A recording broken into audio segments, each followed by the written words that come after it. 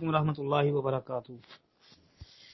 جی محترم بھائی نے یہ جی مسند ابی یعلا سے حدیث کا سکین بھیجا، کہتے ہیں جس کی تحقیق کر دیں۔ بھائی حدیث صحیح ہے، یہ مسند ابی یعلا کے علاوہ یہ روایت جو ہے مسند ابو داود الطیالسی کے اندر جی 286 نمبر پر موجود ہے، اور اس کے علاوہ یہ بھائی سنن نبی داود کے اندر 650 نمبر پر بھی دیکھ لیں، اور بھی کئی کتابوں میں مثلا صحیح ابن حبان کے اندر 2185 نمبر پر جی انشاءاللہ حدیث کی سند صحیح ہے، جی سند اس کی صحیح ہے جی۔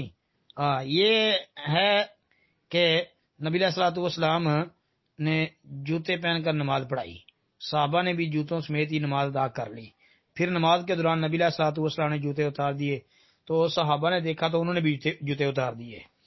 تو نبی علیہ الصلوۃ والسلام نے پوچھا کہ آپ نے یہ جوتے کیوں اتارے؟ تو صحابہ نے کہا کہ اللہ کے نبی علیہ السلام آپ کو دیکھا تو اتار دیے۔ فرمایا مجھے جبرائیل نے بتایا کہ آپ کا جو جوتا ہے اس کو نجاست لگی ہے، یعنی گندگی لگی ہے، تو اس لیے یعنی میں نے اتار دیے وغیرہ۔